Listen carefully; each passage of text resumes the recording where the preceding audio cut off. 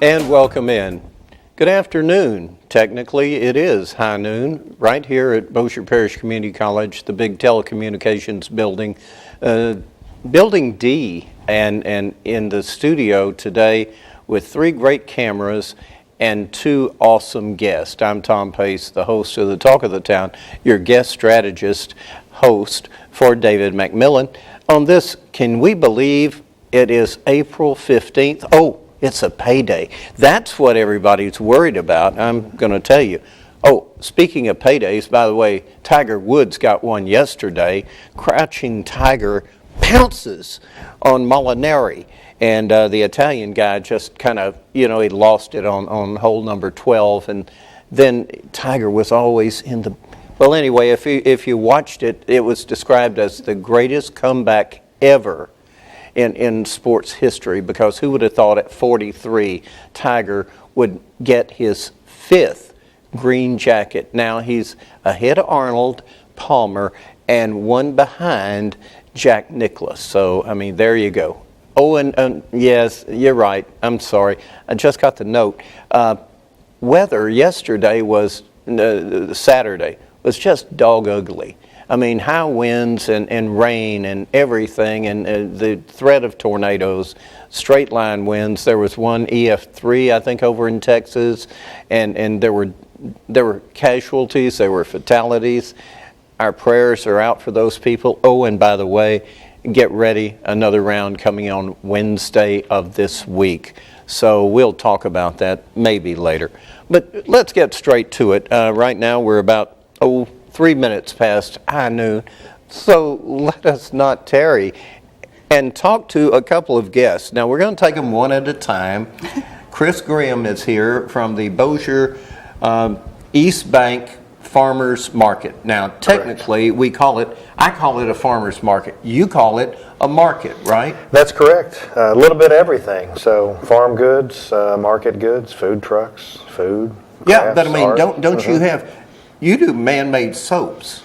Yes, sir. That's out there also. I'm a vendor also. So got to have a place to set up, and it's a great market to do that at. Well, now you also handle the Bossier Farmers Market, correct? That is correct. The Bossier City Farmers Market on Saturdays. So kind of split my time between those two markets. And well, what happened this past Saturday with all the storms? All the rain. We erred on the side of safety. We decided to go ahead and just not have the market this last Saturday, but we knew that we'd come back big and strong and just that was a smart move because of the high winds, not Correct. Just the rain. Correct.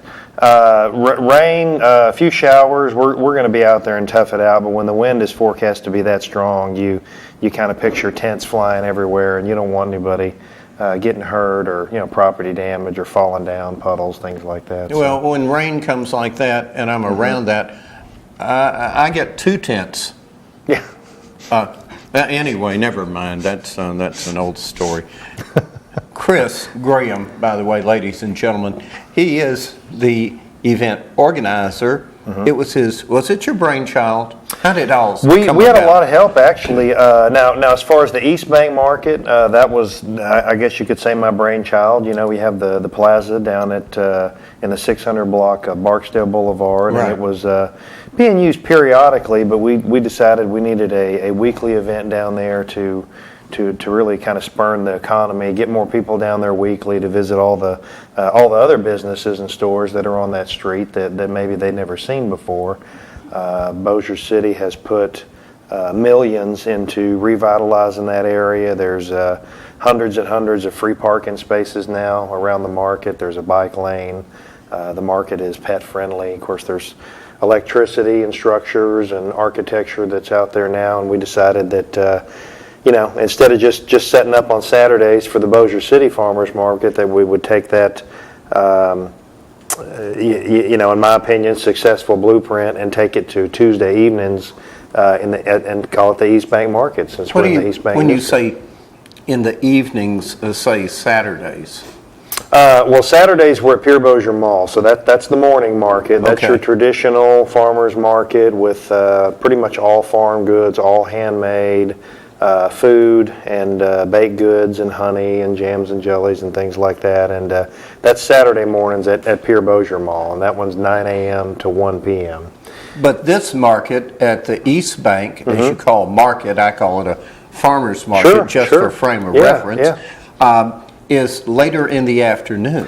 That's correct. As we wanted to do it on a different day, obviously, because I can only be in one place at one time. So, You haven't gotten that yet, before you can clone yourself? Not publicly, but Okay. I'm getting there. The problem if cloning myself is then I would have to feed that clone. And I don't need any competition for food. So you can tell I thought about it actually. Hey, I didn't go there. Yeah, Okay? yeah, Just so, so long as you know, we're all good friends That's here. right. That's right. But Tuesday's obviously a different day of the week. We wanted to catch the crowd that maybe doesn't want to get up on Saturday mornings. Maybe they've got soccer or other activities that they can't do on Saturday. So Tuesday evenings from 4 to 7. So you can get off work. Just come on out there. Whether you're in your suit and tie or your shorts and flip-flops. I mean, everybody's welcome. It's family friendly. We've got face painting, kids activities, and live music. And Live music? we do have live music.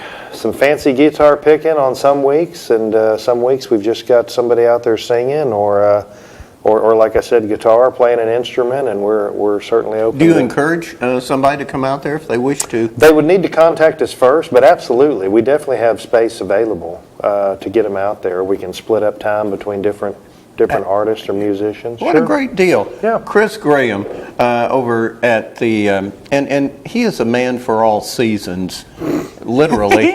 If I like that. If you can remember that. A man for all seasons, because you're working on the East Bank market, and you're still doing the early farmers market. But on an average, about how many vendors are at the East Bank market? And then give us a from to. What Sure. do they? I understand the library's got a booth there. They come out once a month, and we're glad to have them. And they do free kids activities. They hand out free stuff. You can actually check out and rent books and items at the market.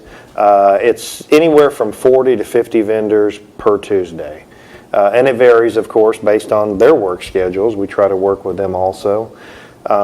It's very reasonable to set up, and vendors can just go to the website at eastbankmarket.com and just sign up, and we'll try to find them a home as soon as we have an opening. And like I said, 40 or 50 per week. Okay, now, is there going to be your traditional food, fresh food that comes there? Absolutely. Local vendors, and do you have a few maybe out of state? We do. We have both. East Bank Market has, we have several farmers there with local foods. Right now we've got a bunch of greens in season, things like that. Of course, we've had a lot of rain the entire winter. But having said that, we didn't get hardly any hard freezes. So you'd be surprised how many fresh fruits and vegetables are available. What are some of them?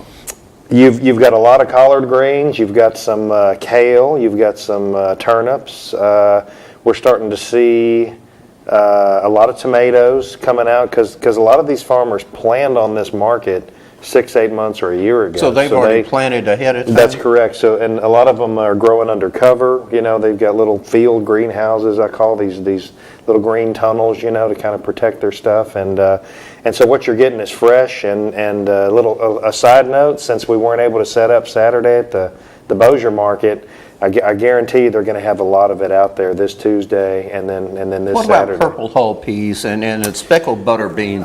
We're seeing those. The farmers, a lot of times, they will go ahead and shell those, and they're selling them frozen and ready. Really? Yeah, correct. And those are delicious. So. I love me some black-eyed peas and cornbread. Me too. Turnip Me greens. too. Now, that being said, do you have anybody from Texas maybe that grows a lot of?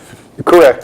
Two of our larger farmers are from Texas. We've got Crawford Farms, which is a big name. They set up at all the local farmers markets in town. We're very lucky to have them. You've got McCurry Farms over there, Ransom Produce. You've got Buckley Honey Farm, which even if you're harvesting honey, it's called a farm. and a couple of others that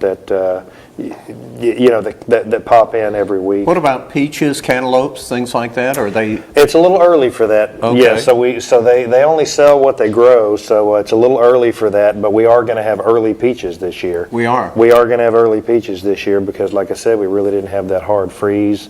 The sun has been kind of kind to us. This Saturday being the exception, and yeah. Okay, now I'm looking here. I've got about a minute before I go to break. Sure. Trey Corley just sent me a thing on my Facebook Live video feed. Mm-hmm. Chris is and will continue to be a real promoter of small businesses in the area, a top-notch guy from Trey Corley. Well, thank you, Trey. I mean, I'm just saying, you see, your reputation precedes you. Well, and that's another thing is you got to come to these markets. You know, they're free. You know, it's free admission, free parking, and get involved. You know, we're always looking for partners and sponsors and ways to grow. But the main thing, you know, we would just ask is everybody come out there weekly or every other week and just try it out. You'd be surprised what's out there. Okay, I think it's about time to go to break. Mm-hmm. And this lovely young lady sitting to your left, yeah, if you're looking at it on your right, Melissa Brennan.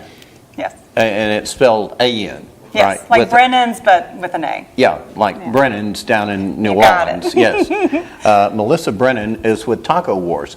She's up next. And so stand by. We're going to break right now. Food today. Tom Pace for our good friend David McMillan. And you're watching Strategies for Living. Stand by. We're getting ready to go in just a minute. Is that about right? Just a moment. Yeah, is what I'm seeing. So I'm going to ask you, Mel, Okay. if I may call there you we go. Mel. I've been known as Mel many times. Have you really? I really have. Oh, okay. I tell you what. What? Let's forego the break. Let's do it. Let's forego the break and go straight into I love it. telling us about, Freestyle. wait a minute, Taco Wars. Are you going to have battling burritos or something or what? Well, that sounds like an interesting concept. But no, we're going to be basically having a taqueria throwdown. We've got 12 local taquerias here in the area, and they will be battling it out for best taco and best salsa. Wait a minute. It seems like it's been going on for 10 years, but I understand from Gregory Kallenberg, this is really the second annual. This is our second time. And where's it going to be? It's going to be at LSUS. We're going to be right there on the main green, if you know where the University Center, like right in the heart of campus. That whole, I guess you'd call it a mall, a quad, will be in there. We'll have all the taquerias. We'll have activities for kids. We'll also have a live band. La Tropa Vallenata is coming from Mexico, and they're An 8-piece band, I'm told, yes. about like Gregory told me, about like U2 for the Hispanic this community. is a big deal. This is a serious band. Like they're kind of the cumbia style. And if you go to YouTube and look for like La Tropa Vallenata, like 10 million views kind of level of band. So we're incredibly lucky to be bringing them here. We're super excited, and like great dancing music. Now this comes from a good friend of mine, Gregory Kallenberg, who is in charge of an umbrella that's Yes. called Film Prize, right? Well, the Prize Foundation. The But yeah, it Prize started out with the Foundation. Louisiana Film Prize, Right. and then we added the Music Prize, and then some Food Prize, and a Startup Prize, and this year we're going to have a Fashion Prize. A fashion I know. prize. How is that going to work? We'll be doing a fashion show during Listen, if you need any male models, I will just point saying. you in the direction. please I'll let do. them know. Now, but the truth of the matter is, this Taco Wars is really off the chain, as the kids say. Is that what they say these days? I don't know, but Okay. it sounded good. Sounds great. Sounds great. Taco Wars is going to have your 12 taquerias. Correct. But it is free to the public to come, correct? Yeah, so it is free admission.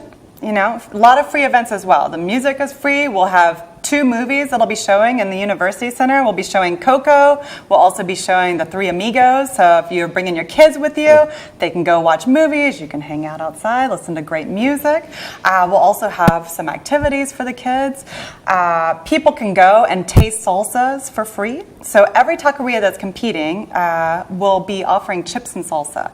And every attendee will be given a little token as they walk in, and they will use that token to choose our winner. For Wait a minute, salsa. so that means theoretically, they would visit all 12 vendors, Correct. taquerias. I mean, that's a lot of salsa to be had. I mean, you best be having your tacos. Tums with you, okay? I think that might be like a good, like, just a Yeah, little just, pocket. just for that.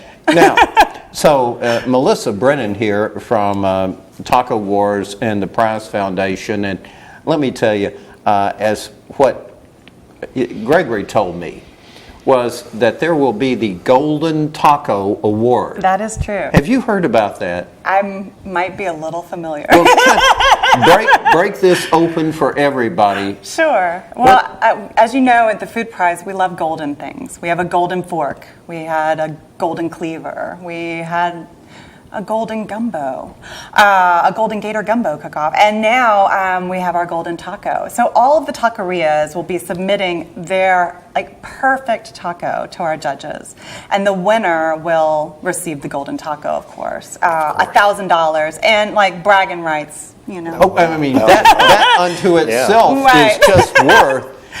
And the other thing you're talking about, many of these taquerias are local, correct? All of them are. They're we have all 12 local. from Shreveport and Bossier, and they will all be competing. Okay, and then not to forget the salsa, because Right. what is a taco without the salsa? Tom, I think you just nailed it on the head. Absolutely. right. You can't have a taco without salsa. Well, is there something that maybe they could compete for? If you're going to give a golden taco award, can't you have a golden? Well, we do have our golden molcajete, which is our salsa winner. What is that again? A Say- molcajete is a little, have you seen them do like a little mortar and pestle? Yes. Like volcanic rock. And so we will be, that is our people's choice. Our people, all of our attendees will be helping choose our salsa winner. Really? And Interesting. what do you do with the token? So as you go and taste from taqueria to taqueria, you will have little receptacles there, and when you've made your decision, you just boop, drop in the bucket. in We'll the count- favorite one. Correct, yes. You're not going to get Choose 12 wisely. of them. Yes, no, just one. Just one. One attendee, Are you one going to token, have one an salsa. actual overseer of the ballot so that there is no problems? I think I will be one of said overseers. You will be a said I'll be counting overseer. a lot No of hanging tokens. chairs. Yeah, I'm telling you. I know, it's a so, lot of tokens so to count. this is, when does it start? The day, the time, and where, and remind everybody just how friendly this is for the family. Absolutely. So we're going to be at LSUS campus on Friday, May 3rd from 5 until 9 p.m. And this is a free, really family-friendly event. We encourage everyone to come out, check it out.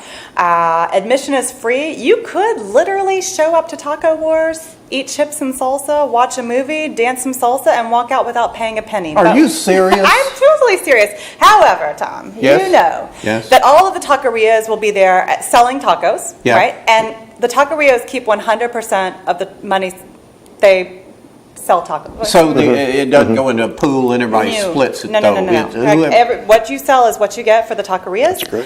So and it's where all does this going back. other money come from that's going to be part of the prize? Well, I mean, deal? we have incredible sponsors. Do you right, really? To help us out. To put on an event like this, you need great sponsors. So Modelo Especial is our title sponsor, and they're major helping us out. Of course, LSUS has done incredible work working with us and having us in their space, and tons of others. I mean, it takes a name village. them. I'm sure you It could. takes a village, kids. And I think the other thing, there will be adult beverages, and then, if I'm not mistaken, there will also be beverages for the kids. There will be beverages for all. For Oh, all. yeah. Whatever your pleasure, you will find it there. Well, I have, mean, of it- course, margaritas. We'll have tequila tastings. Uh-huh. We'll have, we'll have Modelo, as you can imagine. There'll be plenty of And beer. tacos. Tacos. And tacos, exactly. And what goes better with that than tacos? Well, and salsa, yeah. aplenty. Yeah, are you going to have, as I asked Gregory, Oh, my. do the Mexican head dance? Da da da da da da da da da. I'm not sure we'll be doing that, but I'm sure La Tropa Villanata will be like playing some incredible music. We'll have a stage for dancing. So Will you? Yeah, absolutely. See, I've already told Gregory if the weather is right and all the planets align, you be there dancing? I will do the Mexican hat dance. Oh my. Okay, well. Only if he does it, though, right? Yeah, I've already told Okay, Gregory okay. he has. Oh my. I'll have to get back to Gregory about that. Yeah, That well, sounds don't like- worry, he knows. Okay. So this is this a way that Prize Foundation gives back to the community? Gregory indicated to me one of the things is his passion. Absolutely. Is to help our community. Well, I think the Prize Foundation in general is always looking for ways to really highlight and spotlight what we have here in the Shreveport-Bossier area. So it's really important that we're able to highlight like our culinary, I don't know, scene, the artistic community here. And really, when we looked around the area, there really isn't another festival like this. There really isn't, for the size of the Hispanic community we have here in the area, there really is nothing that celebrates that. And so he kind of started the event with the whole idea of like, why aren't we, I mean, look at how many taquerias, look at how many like restaurants are here. And like, why is there nothing that like would celebrate that and really put a spotlight on that? So this really is a opportunity to bring all of the various nationalities together Absolutely. to spotlight the Hispanic community. Absolutely. What is the main thrust of this, other than to show this? You get people together. You're going to give them free movies.